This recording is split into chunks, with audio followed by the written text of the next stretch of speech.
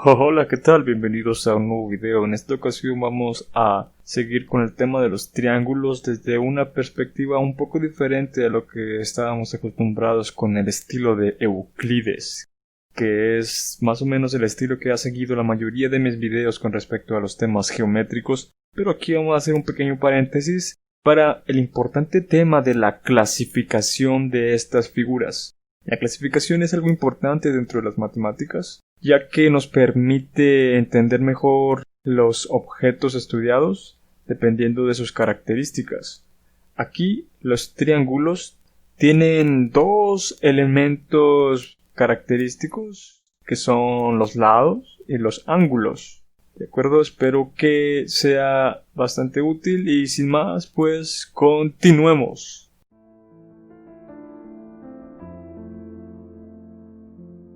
Primero hay que tener bien presente lo que son los triángulos. Y aunque su nombre ya nos da una pista de lo que son, es decir, tres, ángulo, son aquellas figuras que tienen tres ángulos. Generalmente también se pueden definir como las figuras que tienen tres lados.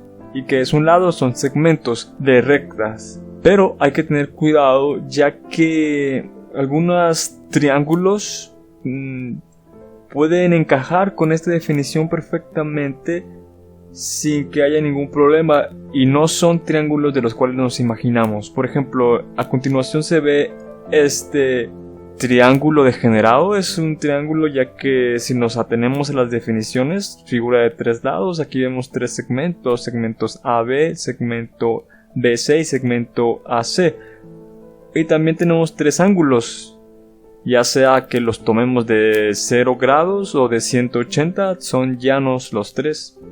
Por lo tanto, hay que ser un poco más estrictos si no queremos caer en estas figuras, que si damos nuestra definición como tal, encajarían perfectamente. Y algunos teoremas de la geometría euclidiana no serían válidos si omitimos este triángulo degenerado, ya que aquí la suma de los ángulos, dependiendo de cómo tomemos la medida de esos ángulos llanos, no va a ser necesariamente de 180 y ni tampoco se cumple cabalmente el teorema del triángulo isósceles, que es un teorema que ya hemos visto junto con su recíproco. Así pues, vamos a dar una definición un poco estricta a la que estamos acostumbrados. Un triángulo es una figura geométrica comprendida por tres ángulos, cada uno de los cuales es mayor que 0 grados y menor que 180 grados. O si medimos nuestros ángulos en radianes, mayor que 0 radianes, pero menor que pi radianes.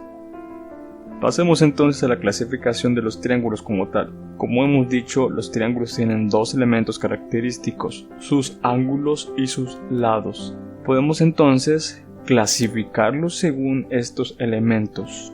Si los clasificamos según sus lados, obtenemos tres clases de triángulos. Aquellos triángulos cuyos lados sean todos congruentes entre sí serán llamados triángulos equiláteros. Aquellos triángulos que tengan solo dos lados congruentes entre sí serán llamados triángulos isósceles, y aquellos triángulos que no tengan lados congruentes, es decir, ni siquiera un par, serán llamados triángulos escalenos.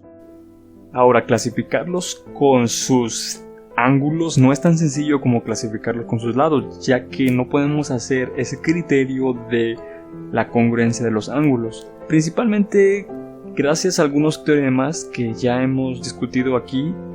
Sabemos que los triángulos que tengan dos lados iguales tendrán dos ángulos iguales, y un triángulo que tenga todos sus lados iguales tendrá todos sus ángulos iguales. Por lo tanto, solamente estaremos dando una clasificación que nos dice los mismos elementos pero con otro nombre.